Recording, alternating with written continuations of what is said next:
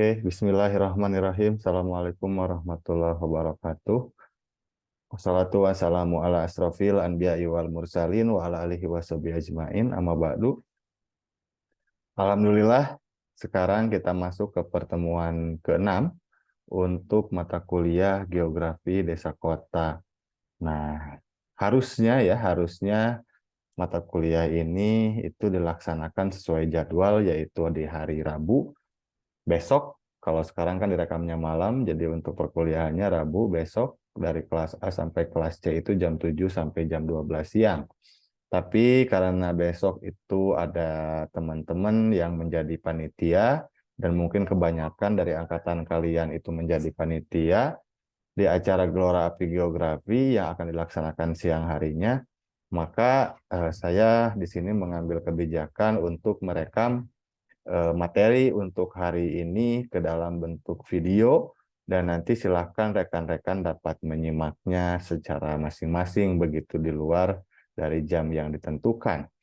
Nah, kemudian nanti di akhir tugas tambahannya adalah rekan-rekan yang kelompoknya sudah dibagi-bagi di minggu kemarin itu silahkan mengajukan minimal 1 pertanyaan tiap kelompok.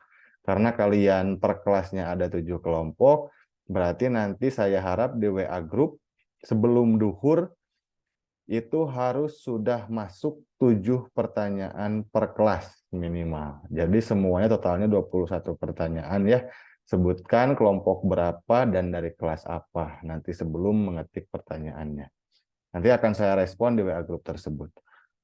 Oke, materi untuk pertemuan ke-6 kali ini yaitu adalah terkait struktur keruangan desa begitu ya. Akan saya share screen dan sudah saya bagikan juga di Google Classroom. Nah, ini materinya yaitu terkait struktur keruangan desa. Nah, klasifikasi desa berdasarkan potensi yang dominan ya. Kalau kemarin kita sudah membahas terkait kelemahan dari perkembangan desa, kemudian potensi pengembangan desa. Nah, sekarang kita akan membahas terkait struktur keruangan desa. Nah, kita mulai dengan klasifikasi desa berdasarkan potensi yang dominan. Nah, di sini sudah dibagi ke dalam 9 kategori. Yang pertama ada desa nelayan, yang kedua ada desa persawahan, yang ketiga ada desa perladangan, yang keempat ada desa perkebunan, kemudian yang kelima ada desa peternakan, yang keenam ada desa kerajinan, dan ketujuh ada desa industri kecil, kedelapan desa industri besar, serta yang kesembilan desa jasa dan perdagangan. Nanti kita lihat satu persatu ya. Oke. Berarti intinya desa-desa tersebut memiliki potensinya masing-masing sesuai dengan uh, potensi alam dan potensi manusia yang ada di wilayah tersebut, begitu ya. Oke, yang pertama terkait desa nelayan. Nah, desa nelayan merupakan desa yang terletak di pesisir sehingga potensi utamanya adalah ikan laut dan mata pencarian utama penduduknya adalah nelayan. Seperti kita lihat pada foto-foto yang ada di sini, itu biasanya rumah-rumahnya itu dekat dengan garis pantai begitu ya. Dan salah satu contohnya banyak misalnya di Indramayu, di pesisir utara Jawa, atau bahkan di Kalimantan juga banyak, dan di desa-desa yang lain saya rasa di Indonesia sangat banyak untuk desa nelayan. Dan mereka menggantungkan hidupnya terhadap tangkapan ikan, begitu ya, sebagai mata pencarian utama untuk diperjualbelikan, begitu. Nah, biasanya kalau untuk desa nelayan ini, aktivitas sehari-harinya mereka berangkat ke laut, kemudian kalau tidak berangkat ke laut, biasanya mereka akan memperbaiki jaring, begitu ya, di rumahnya masing-masing, serta memperbaiki perahu kalau ada kerusakan. Kemudian seperti saya beberapa hari kemarin di Parigi ya, Parigi itu salah satu kecamatan di Pangandaran. Katanya untuk periode bulan-bulan sekarang itu ikan sedang banyak. Ada yang mengaitkan dengan tradisi apa ya disebutnya kemarin tuh. ruatan ya atau sedekah laut yang telah dilaksanakan di sana sehingga berkah datang dari alam dan dari Tuhan katanya sehingga hasil ikannya melimpah. Sampai-sampai kapasitas ikannya itu melebihi dari kapasitas perahunya ya, melebihi dari kapasitas dalam menampung ikan sampai-sampai membawa perahu dari daerah lain. Nah, itu berarti kalau sedang situasi seperti itu, rezeki dari nelayan itu akan banyak gitu. Dan kadang-kadang karena terlalu banyak produksi, harga itu akan turun justru gitu karena permintaan tidak sebanyak yang diproduksinya begitu. Nah, itu jadi masalah juga. Jadi bisa-bisanya sebagian nelayan itu mengatur ya dalam artian ritme tangkapannya agar harga tetap stabil begitu. Dan tapi kalaupun misalnya ada saat-saatnya untuk mereka tidak mendapatkan sama sekali ikat tangkapan, nah itu akan menjadi masalah karena mereka telah menghabiskan modal untuk ke tengah laut dengan membeli solar dan perawatan ikan segala macam, perawatan perahu, tapi ketika pulang mereka tidak mendapatkan apapun. Nah, itu akan menjadi kerugian untuk para nelayan. Dan itu udah menjadi apa ya? Menjadi kebiasaan lah. Mungkin ada saatnya sedang banyak, ada saatnya malah tidak ada sama sekali. Oke, itu desa nelayan. Kemudian ada juga desa persawahan. Nah, desa persawahan ini biasanya letak-letak perumahan atau rumah penduduknya itu berada di sekitar sawah. Misalnya dibuka pintu itu langsung terlihat sawah menghampar begitu ya. Nah ini rata-rata karakter desa di kita juga di Tasikmalaya ataupun bahkan di Ciamis, Garut itu banyak yang berada di dekat-dekat sawah. Desa persawahan merupakan desa yang terletak di daerah dengan tanah yang subur dan sumber daya air yang melimpah begitu. Daerah dengan karakteristik tersebut sangat cocok ditanami padi. Mata pencarian utamanya penduduk adalah petani padi. Nah, ini ya. Jadi seperti yang kita sudah pelajari di beberapa mata kuliah, kalau hubungannya dengan sawah itu ada dua jenis, yaitu adalah sawah irigasi dan sawah tada hujan. Kalau sawah irigasi itu cenderung dia mempunyai air sepanjang tahun, sedangkan kalau yang sawah tada hujan itu dia hanya ada airnya atau bisa dipakainya ketika musim hujan saja. Ketika musim kemarau dia akan kering dan biasanya untuk penduduk yang memanfaatkan sawah di daerah sawah tada hujan, dia akan beralih ke palawija ketika musim kering datang dan nanti akan beralih lagi ke padi ketika musim hujan kembali datang. Gitu ya. Jadi diakali biar produktivitas lahannya itu tetap ada sepanjang tahun maksudnya dan menjadi income untuk masyarakat yang ada di sana. Oke, nah di daerah desa persawahan ini kalau sekarang sudah bergeser ya yang awalnya petani itu memiliki lahan, nah sekarang banyak juga petani yang tidak memiliki lahan sama sekali dan mereka itu biasanya menjadi buruh tani ya disebutnya. Mereka akan bekerja ke orang-orang pemilik sawah atau tuan tanahnya begitu ya. Dan sistem upahnya itu kalau di Sunda terkenal dengan istilah maro katanya. Jadi maro itu ketika nanti hasil panennya itu dibagi dua antara pemilik lahan dan yang mengerjakan lahan begitu. Jadi keuntungannya dibagi dua makanya disebut maro ya. Dan setelah saya ngobrol-ngobrol dengan beberapa pemilik sawah di beberapa desa, itu biasanya biaya produksinya itu ditanggungkan kepada pemilik sawah dalam hal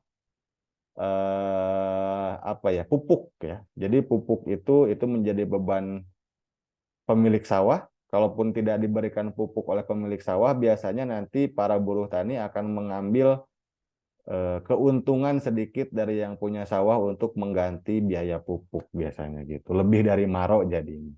Kalau maro itu 50-50 ya. Oke. Nah, itu tentang desa persawahan dan ya begitulah dinamika di kita. Sekali panennya itu dalam 1 tahun 3 bulan sekali kalau tidak salah atau 4 bulan. Jadi kalau 4 bulan berarti 1 tahun 3 kali panen. Nah, oke. Kalau di beberapa tempat seperti di desa adat, Baduy misalnya atau Cipta Gelar itu sawahnya hanya 1 kali panen per tahun dan setelah dibanding-bandingkan katanya ya hasil beberapa penelitian menyebutkan bahwa kualitas padi yang 1 tahun baru panen dibandingkan dengan yang 4 kali panen atau 3 kali panen setahun itu lebih enak katanya dalam tanda kutip itu padi yang panen 1 tahun 1 kali. Tapi ya wallahu alam ya. Nanti sekarang ataupun nanti kalian bisa mencobanya sendiri. Oke, kemudian yang ketiga atau yang selanjutnya adalah desa perladangan. Nah, ini kalau perladangan itu disebutnya adalah pertanian lahan kering. Desa persawahan, nah bukan persawahan ya, maksudnya desa peladangan merupakan desa yang memiliki tanah yang subur, namun sumber daya airnya tidak terlalu banyak. Kondisi itu membuat desa tersebut cocok dijadikan wilayah ladang atau lahan pertanian kering. Nah, kalau di kita ya, di Sunda itu biasanya terdapat di wilayah Jawa Barat bagian barat. Itu banyak yang desa perladangan. Seperti yang pernah saya kabarkan ya, atau saya lihat seperti di Baduy misalnya ya, itu mereka memakai sawah lahan kering atau biasa kita sebut huma. Atau di beberapa tempat lain juga ada yang pertaniannya jagung misalnya atau palawija atau lain sebagainya. Nah, ini disinyalir juga secara keuntungan bisa lebih baik daripada menjual padi gitu ya atau beras. Bahkan di beberapa tempat banyak yang beralih ya dari sawah air, yang sawah berair begitu ya atau lahan berair diganti dikeringkan menjadi menanam tanaman-tanaman palawija biar mengejar keuntungan. Nah, untuk perladangan ini biasanya yang menjadi masalah adalah ketika nanti hasil panennya itu tidak terjual karena tidak mempunyai link yang baik untuk menjual. Oleh karena itu biasanya masyarakat sebelum menanam itu akan mencari dulu kira-kira siapa nanti yang akan menampung hasil produksi mereka. Jadi nantinya ketika mereka menanam mereka sudah tidak gusar akan menjual kemana. Nah itu biasanya yang bertahan tuh yang seperti itu, yang sudah memiliki pembeli yang pasti untuk hasil dari tanaman perladangan mereka, begitu ya. Oke. Kemudian desa perkebunan. Nah untuk perkebunan ini merupakan desa yang terletak di daerah perbukitan dengan suhu sejuk hingga dingin. Desa ini cocok ditanami oleh tanaman hortikultura atau tanaman buah yang dapat tumbuh di daerah sejuk. Nah, di sini saya sebagai contoh adalah kebun teh ya. Kebun teh kalau di kita banyak di Kabupaten Tasik, di daerah Bojonggambir, kemudian daerah Taraju juga ada begitu ya. Kalau di Bandung itu di Lembang ada, kemudian di Ciwidey, Pangalengan juga banyak.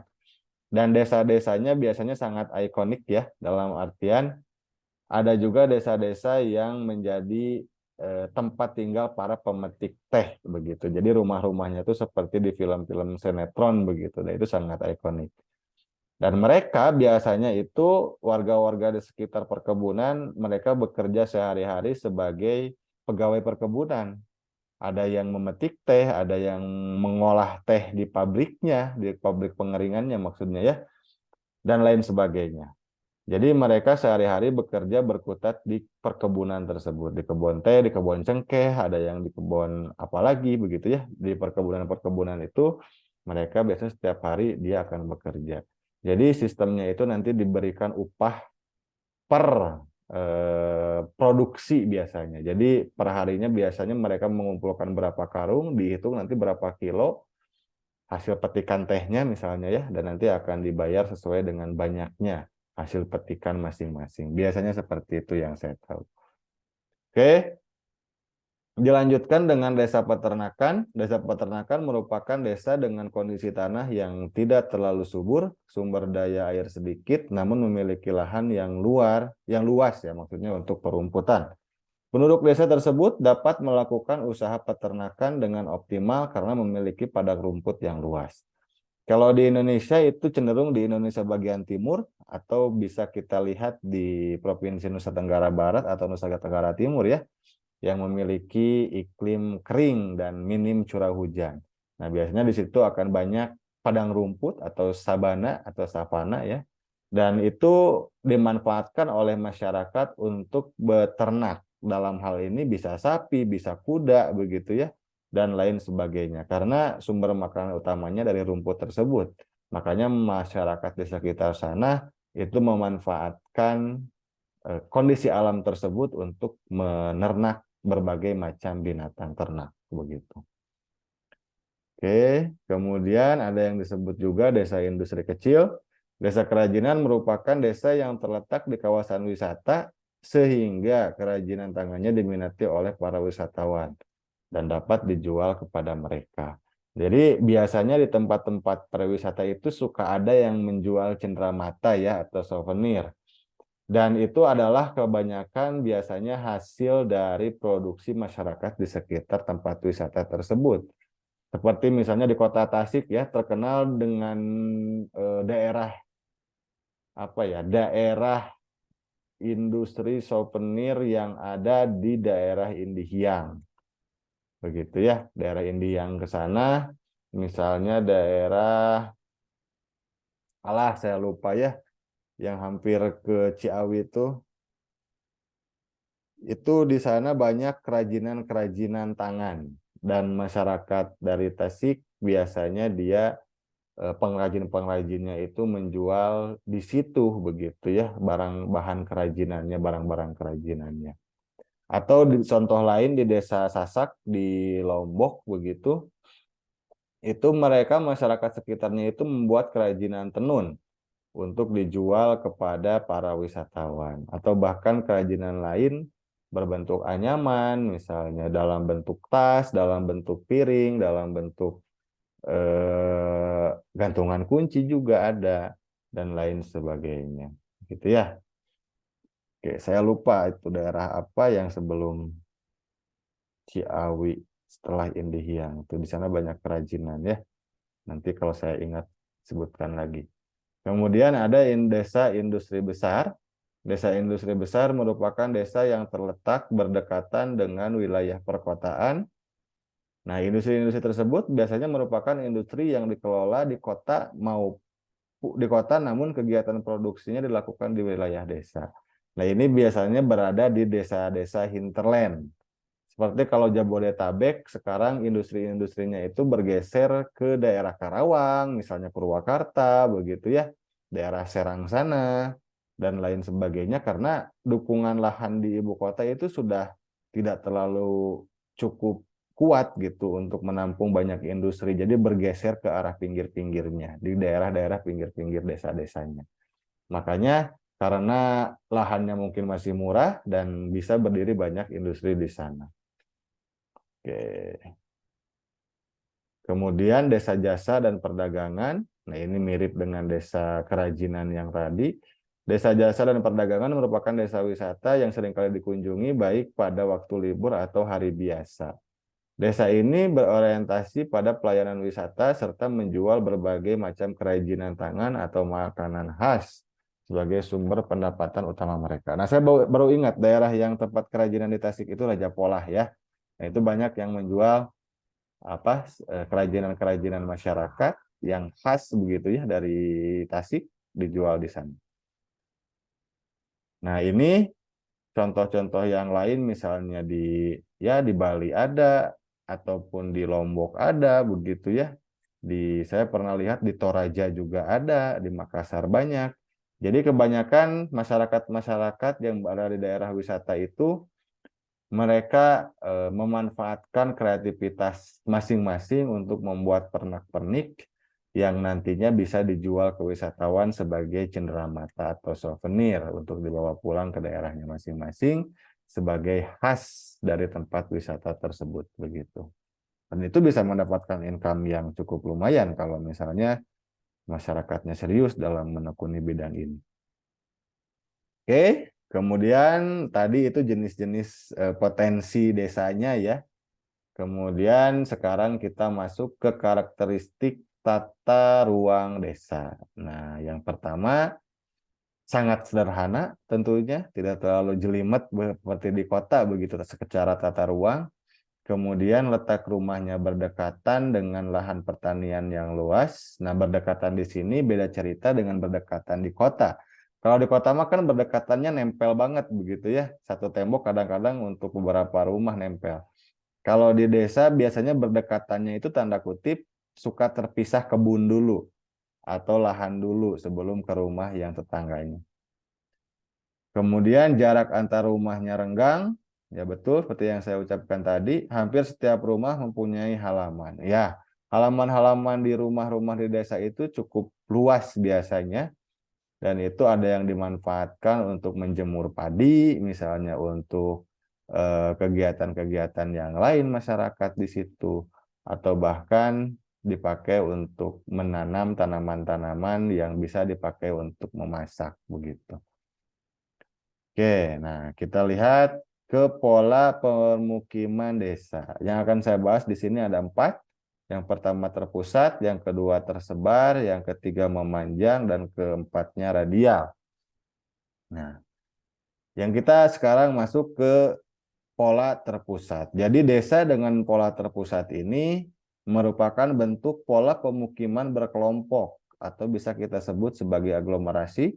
Pola pemukiman seperti ini banyak terdapat pada daerah yang memiliki tanah subur, daerah dengan relief yang relatif sama seperti pemukiman berada di dataran rendah dan perkebunan pada lereng-lereng gunung.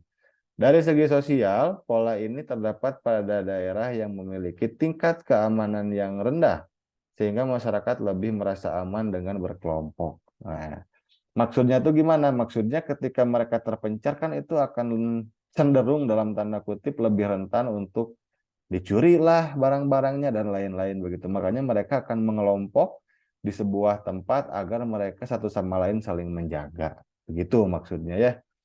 Kemudian di tempat yang lahannya rata-rata subur, maksudnya ya mau dimanapun mereka kan bisa intinya untuk membuat rumah.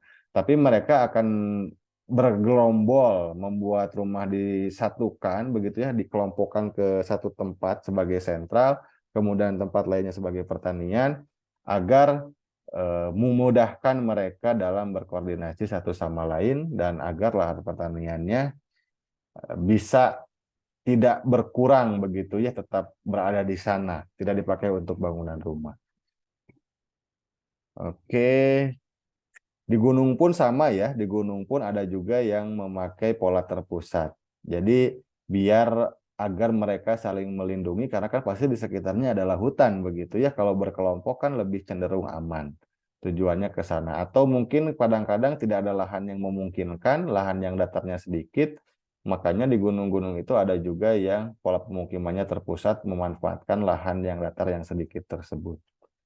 Oke. Yang kedua adalah pola tersebar.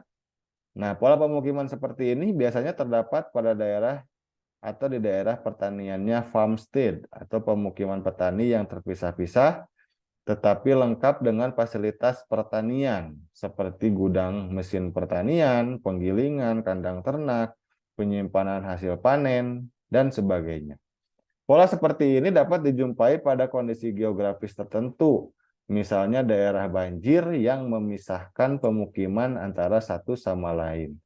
Daerah dengan topografi kasar, sehingga rumah penduduk tersebar, serta daerah dengan kondisi air tanah dangkal, sehingga memungkinkan rumah penduduk dapat didirikan secara bebas. Jadi intinya ketika pemukiman tersebar seperti ini sebetulnya banyak faktor. Misalnya, tidak memungkinkan di satu tempat seluruhnya karena lahannya terbatas, misalnya mereka akan mencari tempat-tempat yang lain yang memungkinkan untuk didirikan rumah. Atau misalnya karena tadi air tanahnya dangkal, jadi dimanapun mereka mendirikan rumah akan ada airnya. Jadi seenaknya aja gitu ya di tempat-tempat yang sekiranya itu tanah mereka dan bisa didirikan rumah. Jadi mereka punya pertimbangan-pertimbangan tersendiri untuk membuat pola pemukiman sehingga bisa tersebar seperti ini, sesuai dengan kondisi di lingkungannya. Oke, kemudian ada yang disebut pola pemanjang. Nah, bentuk pemukiman seperti ini dapat dijumpai di dataran rendah. Nah, dataran rendah ya. Pola pemanjang memiliki ciri pemukiman berupa deretan memanjang di kiri kanan jalan misalnya. Di kiri kanan jalan sebelah rumahnya itu ya. Kemudian ada juga di sepanjang sungai untuk digunakan jalur transportasi memakai perahu misalnya. Jadi rumahnya itu memanjang sepanjang sungai.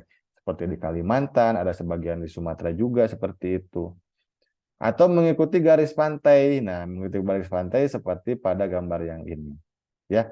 Jadi rumah-rumahnya tersebut dia akan berada di sepanjang garis pantai. Pola atau bentuk ini terbentuk karena penduduk bermaksud mendekati prasarana transportasi atau untuk mendekati lokasi tempat bekerja seperti nelayan di sepanjang pinggiran pantai atau penduduk-penduduk yang lain yang ya di pinggir sungai misalnya di sepanjang sungai atau di sepanjang jalan. Jadi mempermudah transportasi lah intinya atau akses ke pekerjaan. Oke, selanjutnya ada yang disebut pola radial atau mengelilingi puncak gunung. Nah, pola radial merupakan pola pemukiman yang terjadi di lereng Gunung Merapi, ya. Dan biasanya mereka tinggal di pinggir-pinggir sungai yang bermuara dari gunung berapi atau gunung api ya kita ya sebutnya, jangan gunung berapi. Jadi mereka seperti pada contoh gambar di kanan, rumah-rumahnya itu dia berada di lereng-lereng gunung begitu dan terpisah-pisah, tapi biasanya mendekati ke sungai-sungai yang ada di lereng tersebut.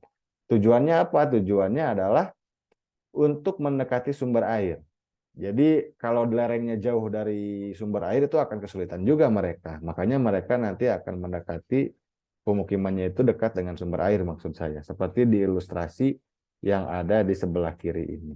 Jadi sebaran-sebaran rumahnya itu dia tersebar tapi cenderung satu pola yaitu berada di dekat-dekat sumber air. Kenapa tersebar? Karena mereka keterbatasan lahan yang datar biasanya. Begitu ya. Oke. Kemudian selanjutnya, sorry, selanjutnya kita masuk ke, nah ini ya, teori von Hutten. Von Thunen, sorry, teori von Thunen. Teori von Thunen atau yang sering disebut teori lokasi pertanian merupakan suatu teori yang menjelaskan pola keruangan lahan pertanian. Pola keruangan tersebut menitikberatkan pada dua faktor utama, yaitu yang pertama jarak lokasi pertanian ke pasar, yang kedua sifat produk pertanian, keawetan, harga, atau beban angkut. Teori ini menyebutkan bahwa harga sewa lahan pertanian nilainya tergantung tata guna lahannya. Lahan yang berada di dekat pusat kota akan lebih mahal dibandingkan lahan yang jauh dari pusat kota. Jika lokasi lahan semakin dekat dengan pusat kegiatan atau pusat kota, maka biaya angkut hasil pertanian akan semakin murah.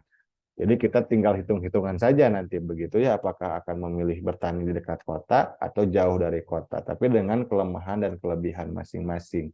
Kalau dekat kota oke, transportasi murah, tapi biaya sewa lahannya mahal. Kalau kebalikannya jauh dari kota, sewa lahannya murah, transportasinya yang mahal begitu.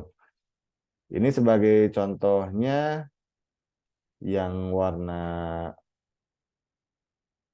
kuning ya, yang bulat itu disebutnya Central City atau pusat kota. Kemudian yang warna birunya itu sungai sebagai transportasinya begitu ya. Kemudian yang warna abunya market gardening and milk production berarti tempat menjual itu ya. Gardening itu bisa disebut menjual hasil pertanian juga ya dan hasil menjual susu-susu sapi begitu, milk production. Kemudian yang warna hijaunya untuk daerah-daerah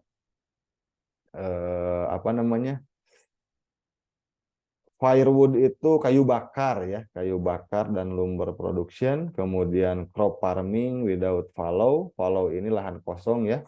Berarti lahan pertanian tanpa lahan kosong yang warna hijau muda. Kemudian yang warna kotak-kotaknya itu crop farming, fallow, and pasture ya. Kemudian yang warna hijau muda di luar itu tree file system, yang warna kuningnya livestock farming. Jadi intinya ini pola-pola yang ada di desa zaman dulu lah istilahnya. Mereka akan terfokus ke inti-inti tempat yang terdapat pola transportasi utamanya itu adalah sungai. Kemudian di daerah di sekitar sungainya itu banyak area-area pertaniannya begitu ya. Jadi ketika akan mengirimkan segala macam hasil pertanian, biasanya mereka akan mengirimkannya melalui jalur sungai tersebut.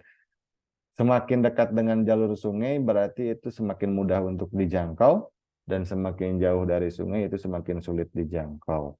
Karena jalan rayanya atau jalan daratnya itu masih langka, misalnya seperti itu ya.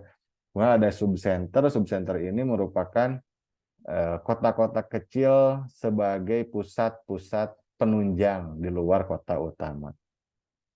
Oke, intisari dari teori Fontanen ini, model teori lokasi pertanian Fontanen menjelaskan hubungan antara biaya produksi, harga pasar, dan biaya transportasi. Teori ini diharapkan dapat membantu petani untuk memaksimalkan keuntungan yang didapat dari harga pasar, dikurangi biaya transportasi dan biaya produksi. Fontanen berpendapat bahwa lahan yang terletak di dekat kota harus digunakan untuk aktivitas pertanian yang memakan biaya tinggi. Namun untuk lahan yang jauh dari kota harus digunakan untuk aktivitas pertanian yang memakan biaya rendah. Jadi secara produksi, lahan yang di dekat kota itu, karena dia lokasinya dekat kota, itu harusnya dimanfaatkan untuk pertanian dengan biaya tinggi, dalam artian pertanian-pertanian yang memakan biaya operasionalnya tinggi. Contohnya apa ya? Contoh pertanian-pertanian cabai misalnya ya, atau petani-petani buah-buahan seperti buah naga dan lain sebagainya yang membutuhkan perawatan ekstra dan biaya yang cukup lumayan, itu didekatkan ke kota lokasinya. Kenapa? Karena nanti biaya angkutnya murah. Itu bisa menjadi apa ya? Membayar karena produksinya mahal, peperihan produksinya mahal, ya transportnya murah begitu. Jadi nanti secara harga produksi dan transportasinya tidak terlalu tinggi. Jadi biar harganya bisa ditekan lah seperti itu. Tapi kalau untuk lahan yang jauh dari kota, itu usahakan untuk pertanian yang murah-murah dalam hal perawatannya, seperti padi, jagung, dan lain sebagainya. Kenapa? Karena nanti dia akan mahal di transportasinya, begitu. Jadi kalau misalnya harga pertanian perawatannya mahal, kemudian transportnya mahal, itu akan sangat merugikan. Nanti harga jualnya berapa, begitu. Makanya untuk yang jauh-jauh itu usahakan yang pertanian dengan biaya produksinya yang murah. Karena nanti akan didompleng begitu ya, akan menjadi mahal karena transportasinya. Begitu. Jadi nanti seolah-olah jika dibandingkan yang jauh dan yang dekat ini lahan pertaniannya dengan pusat kota, secara harga nanti tidak akan jauh jomplang berbeda begitu. Kalau memakai teori von Thunen ini. Jadi secara keuntungan baik dekat maupun jauh dari pusat kota, kalau kita memakai teori von Thunen ini, mudah-mudahan keuntungannya tidak akan terlalu jauh berbeda dan bahkan sama begitu. Oke, seperti itu saja dari saya. Tidak akan terlalu lama. Mudah-mudahan apa yang saya sampaikan bisa dipahami dengan baik oleh rekan-rekan mahasiswa ya di pendidikan geografi di semester 3 begitu. Kalaupun ada yang masih kurang paham, silahkan teman-teman bisa membuat pertanyaan ya atau mengajukan pertanyaan seperti yang saya instruksikan tadi di awal, itu di WA Group. Silahkan kalian nanti membuat pertanyaan di sana. Minimal satu kelompok dari 7 kelompok per kelas itu mengajukan satu pertanyaan. Berarti kalau 7 kelompok kali 3 kelas 21 pertanyaan. Saya nanti akan menunggu 21 pertanyaan yang akan kalian tanyakan di WA Group. Sebelum duhur ya. Sebelum duhur mudah-mudahan kalian semua sudah ada yang bertanya di WA Group. Oke, baik. Untuk pertemuan ke-6 saya cukupkan. Nanti pertemuan ke-7 juga akan saya buat dalam bentuk video seperti ini, karena minggu ini merupakan minggu terakhir sebelum UTS begitu ya. Minggu depan kalian harus sudah UTS. Jadi pertemuan ke-7 pun akan saya bikin dalam bentuk video seperti ini buat mempermudah kalian agar materinya bisa tersampaikan semua sebelum UTS. Nanti terkait harinya akan saya kabarkan kembali, mudah-mudahan tidak sampai ke akhir pekan ya. Sebelum akhir pekan saya bisa meng-share kembali video untuk pertemuan ke-7. Baik, terima kasih. Sehat-sehat untuk kita semua. Assalamualaikum warahmatullahi wabarakatuh.